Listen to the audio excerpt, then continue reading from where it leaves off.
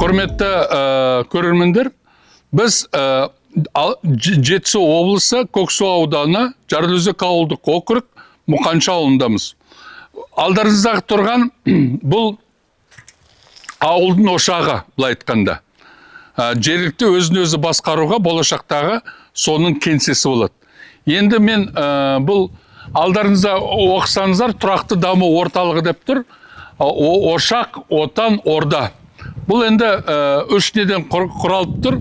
Ошақ деген, орда деген, отан деген, біздің енді былай айтқанда анау ата-бабамыздан келе жатқан өзіміздің тарихы бар, өзіміздің былай құндылықтары бар, соған нетіп қойғанбыз. Енді бұнда ауласында қазақ үй тұр, осында мүсіндер тұр, түйен мүсін тұр, жылқынікі тұр, ана андардың мүсіндер тұр. Енді жалпы бұнда бүткіл ауыл келіп, өзінің қандай да бір іс-шараларын өткізеді, неше түрлі бір басқадай да бір мероприятиялар болады, соған арналған. Бәрі бүткіл ошаққа арналған жай. Жүріңіздер. Ошақ, отан, орда деген біздің қазақ ұлттықтың үш құрамынан тұрады. Бірінші ошақ сезім. Біздің ұрпақтар бірінші ошақ сезім білу керек. То есть, неге үлкендерді сыйлауға әке-шешесінен, үйден шыққанын, туған туысын былай айтқанда. Енді отан деген ол отан көлемінде. Ал орда деген енді бұл әлем ішіндегі Қазақстан қандай болып жатыр. Сол орда өзіміздің ордамыз дегенде. Екі батыр мүсінін қойып қойдық.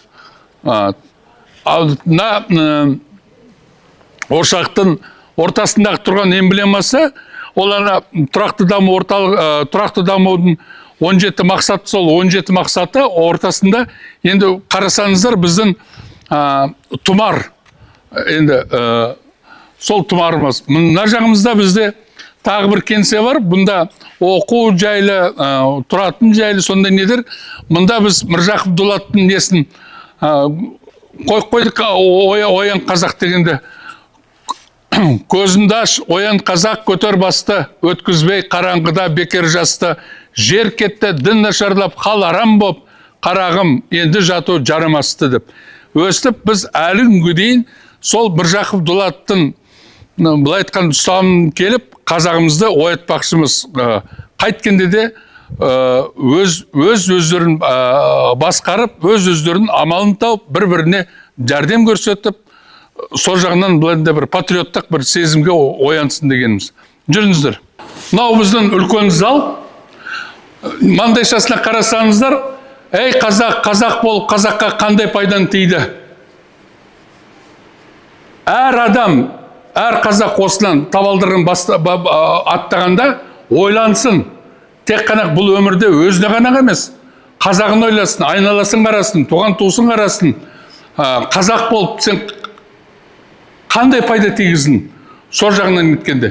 Ал енді мынау біздің философиялық бұлай петрографтар дейді. Бұл енді анау Түркістаннан басталып, Шығыс Түркістанға дейін біздің ата-бабамыздардың бұлай айтқанда ариялы өмір сүрген недері осы жер жүзіндегі. Енді Түркістанды алатын болсақ, міне, бұнда петрограф қазақтың ұйытқысы ғой бұл Түркістан деген. Мына қой үстінде боз торғай жұмыртқалайды деген тыныштық, Ахмет Яссауидің кеңсесі тұр, соның бәрін өзі бір петрограф, бәрін өз-өзін айтып отыр. Келесі бізде Батыс Қазақстан. Батыс Қазақстан енді немен ат шыққан, түйесімен ат шыққан, күн ыстығын ат шыққан, сондай бір недерменен. Енді Сарыарқа, міне енді Жетісу. Содан кейін бізде Жетісудың өзін, жеті өзен ағып жатырмында, шаңырағы тұр, киіз үй тұр, ұлттық недер. Содан ар жағынан бастасаңыздар, қарасаңыздар, міне, мынау Шығыс Қазақстан, бұғы, мүйізі қарағай деп көрініп жатыр. Сол менен келесі бізде Алтай, қазақтың тотемі, қасқыр несі тұр. Мына жақта Шығыс Түркістан. Мынау үш найза, үш аймақтың төңкерісі, мынау Қытайдың бекінісі, мынау қазақ несіменен, жалауменен былай бет алды. Мынау 300. Енді қазіргі таңда қандастарымыздың келіп атқанын айтып отырмыз да бұнда. Енді бұл да кезінде қазақтың жері болған. Енді шекараны бөлгенде көп қазақтар мына жақта қалды. Сонымен бұлар оралман емес, біздің қандастар. Соның белгісі бар. Енді бір байқасаңыздар, мына бүткіл осы панорамада мына жақтан да каравандар келіп жатыр, көштер келіп. Бәрінің жетісу жер жанаты деп, жетісу міне ең былай айтқанда қазақтың кіндігі сияқты міне екі жағынан да келіп жатыр каравандар. Байлығыменен, біліміменен, басқасыменен бәрі осы жетісуда шоғырланады. Енді біз сол жетісуда тұрғанымызда, біз осы жетісудан шыққанымызда бәрін көрсетіп тұр. Міне қысқаша осындай бір панорама. Енді кейіннен жасап жатырмыз, QR-код қойып, әр өңірдің өзінің тарихын оқуға болады. Жастар келеді, балалар келеді. Сонда қазақтың жайылған, былай айтқанда, ариалы көрсін, қандай тарихымыз бар, қандай жердеріміз бар. Сол осындағы әр келген неге адамға соның бәрі, былай айтқанда, бір музей сияқты ма сондай деді. Мынау енді біздің үлкен іс-шараларды өткізетін біздің не бар, операторство бар, нарда қалай түседі, құдайым-ау. Проект недеріміз бар, осының бәрі. Мына жақта кухня, жүріңіздер көрсетейін. Мынау біздің бір аудитория. Мұнда үлкендері бар, балалары бар, басқасы бар, неше түрлі дәрістер өтеді. Мысалы, қол өнері ма, ағылшын тілі ма, орыс тілі ма, әлде болса бір балалардың бір кружоктары, сондайларға арналып қойған бұл бір аудитория. Мына кітапханада 4000-нан астам кітап бар. Енді көбінесе менің кітаптарым, себебі Алматыдан, Астанадағы тұрған пәтерлерден осында алып келдім. Үйдің кітапы ғой енді. Мынау біздің, былай айтқанда, қосымша кеңсе салып қойдық. Енді керек бола ма дегендей. Ертеңгі күні бізде өзін-өзі басқару недері болып жатса, мұнда бір кабинет жасап қойдық. Осы жергілікті өзін-өзі басқаруға нететіндей. Сонымен қатар мұнда бізде жататын орын, телевизорменен, несіменен, мына жақта өзінің дәретханасы бар дегенде, енді бір целый однокомнатный пәтер болады да, бір комнат. Мына жақта бізде тағы да бөлмелеріміз бар. Енді неше түрлі бір іс-шаралар өткізгенде басқадай бір мына жақты көріңіздер. Мұнда 240 квадрат метр. Мынандай недеріміз бар.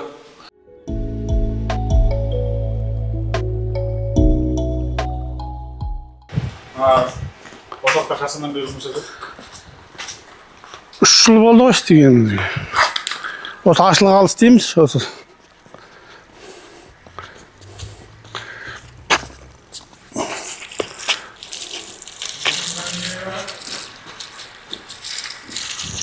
Бізге осы жан-жағын шөбін тазалау, алдардың тазалығы, түнгі күзеті бұның. Қыста кашегаркісін жағамыз, отын. Есік алдын қарын күреміз қыстай.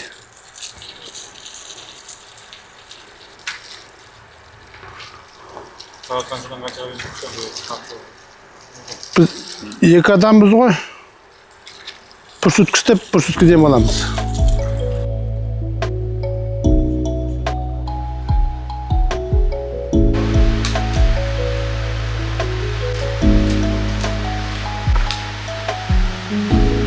Ошақтама биыл ғана.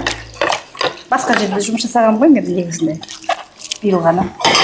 Өзің қай жақтан келдің? Қалдырдың өзінен ба? Жақсы. Ауып? Мен жұмысыма ма? Посуда, көмектесем. по кухне, тамаққа, посуда, в общем, осылай. Көмектеседі. Жоқ, ауыр емес қой. Ешқандай да ауыр емес, нормально. Можно істеуге. Ауылда негізі бар ғой жұмыстар. В основном поле ғой бізде. Поледа көбісі полеға шығады. Цикла, сондай.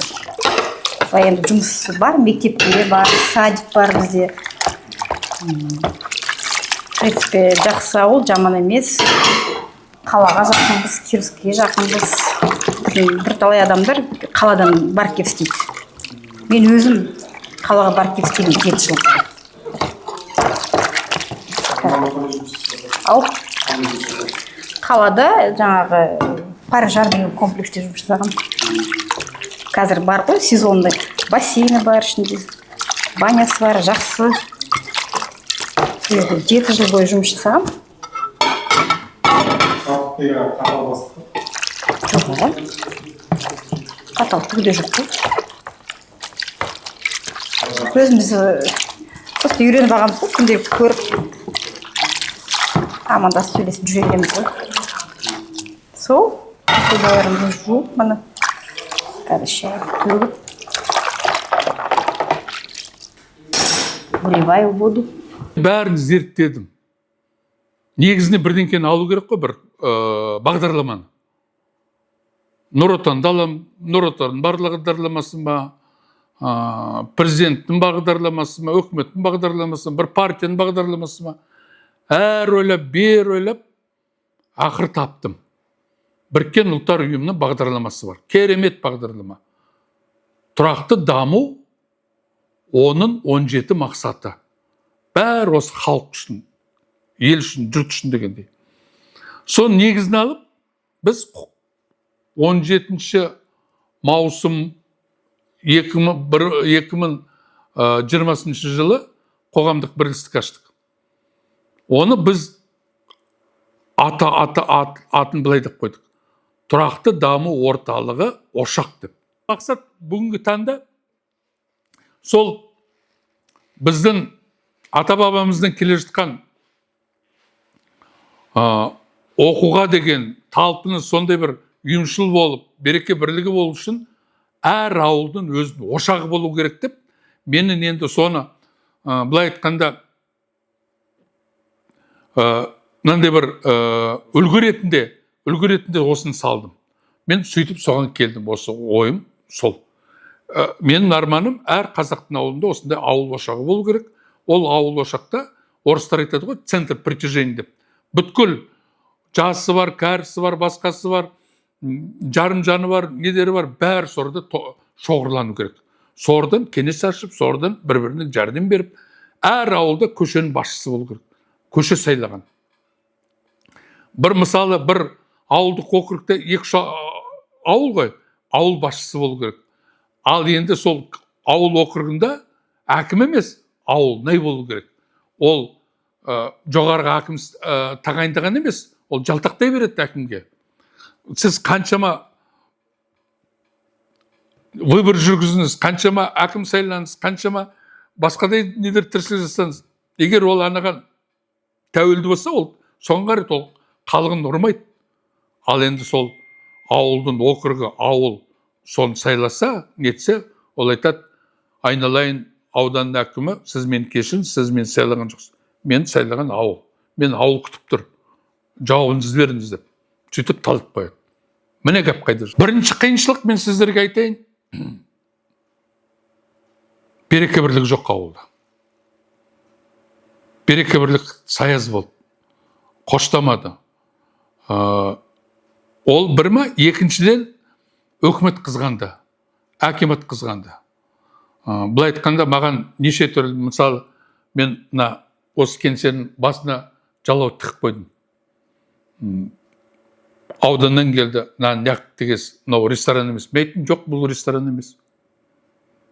Бұл оқу орталығы емес. Бұл халықтың жиналатын жері.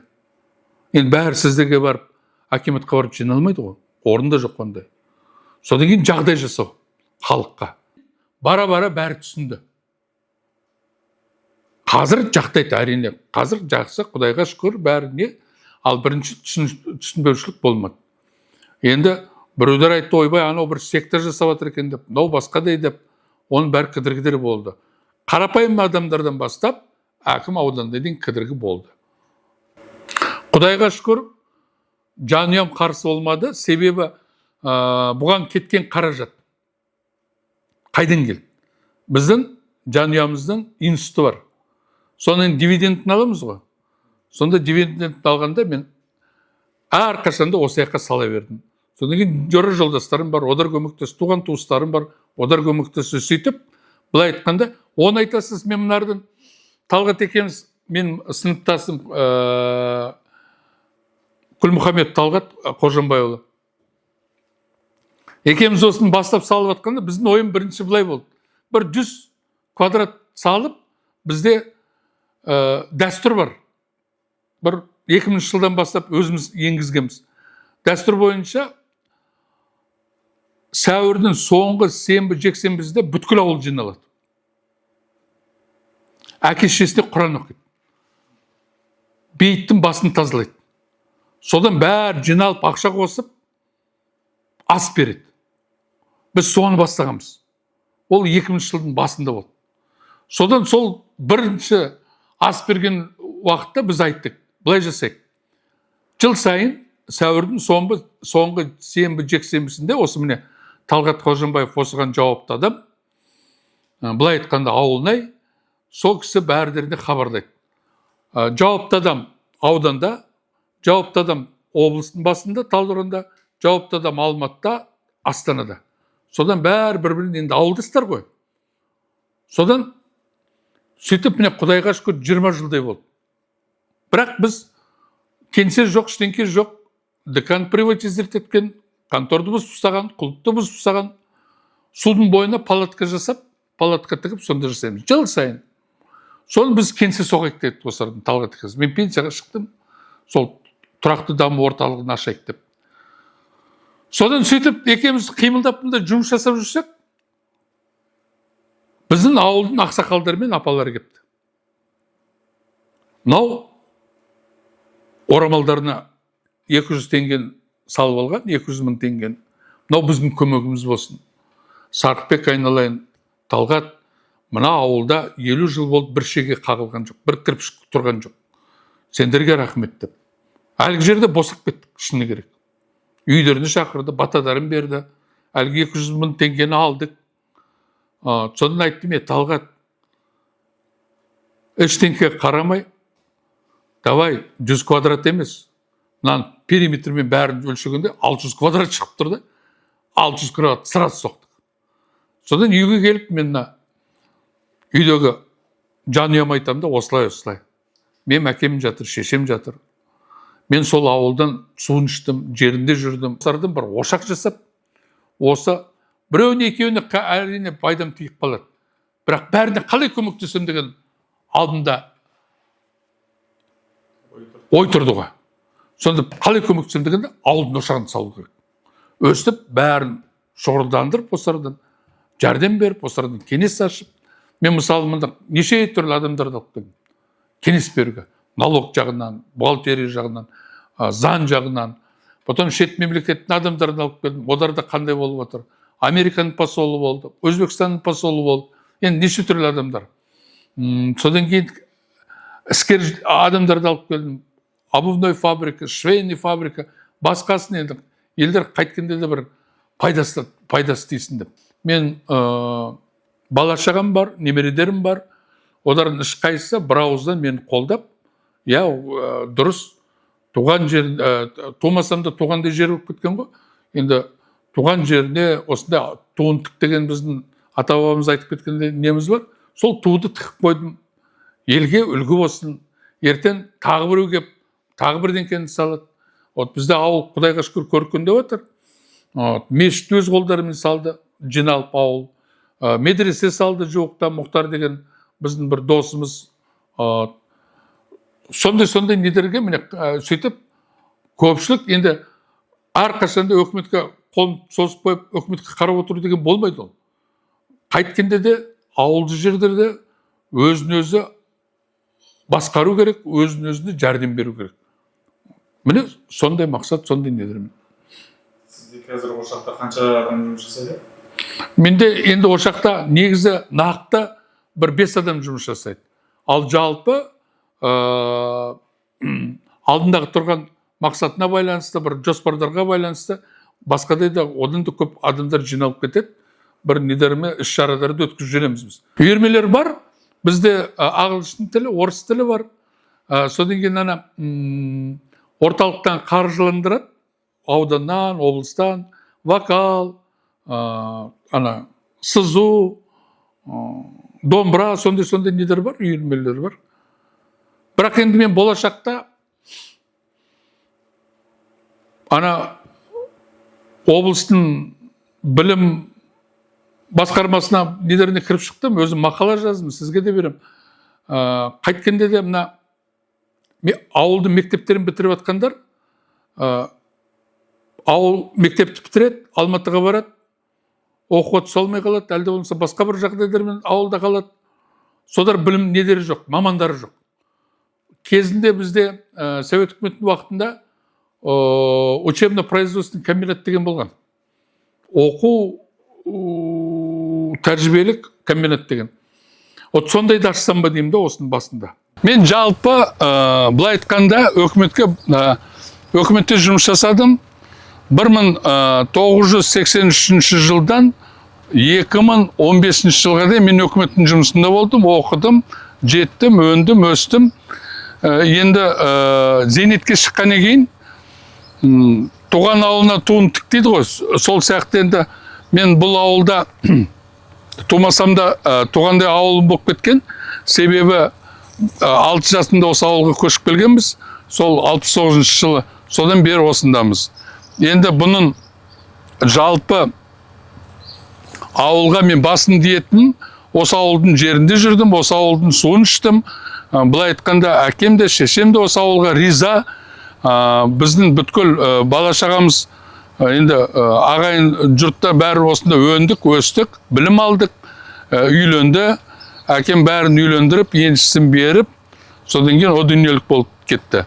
Сол әке шешеме осыдан бір 5-6 жыл бұрын ас бергенде мен осы ауылдардың қарттарын бәрін жинап, автобус жіберіп, Талдықорғанда ас беріп, сонда мен алдарына шығып, рахметімді айтып, көп жылдар тұрдық, бәріміз жаман болған жоқпыз, жақсы болдық, осы ауылдан шықтық дегендей қылып, сөйтіп басымды иіп, рахметімді айтып, бүткіл халыққа.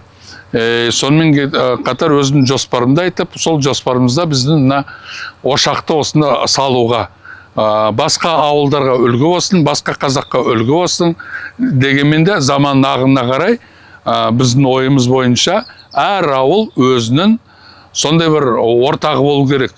Білім беретін, дамитын, қазақтың құндылықтарын сақтап қалатындай жағдай жасауға дегендей, ұрпақтарын өсіруге, бірден кейін бірі ұрпақтан ұрпаққа жүре беретіндей сондай бір әр ауылдың өзінің дәстүрі бар.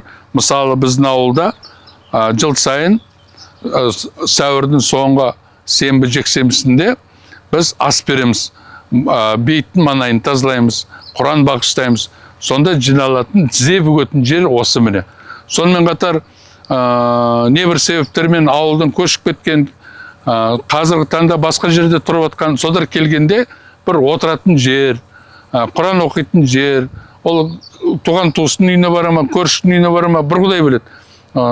Сонда осында келіп, сол көршілерін, туған туыстарын, бұрынғы сыныптастарын шақырып алып, осыларда шай беріп, алдарынан өтіп, Құран бағыштап әке-шешесіне дегендей сондай бір орын, тізе бүгетін жер. Енді жан-жағынан қарасаңыздар да, әлеуметтік жағдайы болсын, басқасы болсын, әр ауылда осындай бір тұрақты даму орталығы керек, ауыл ошағы керек. Міне қысқаша осы.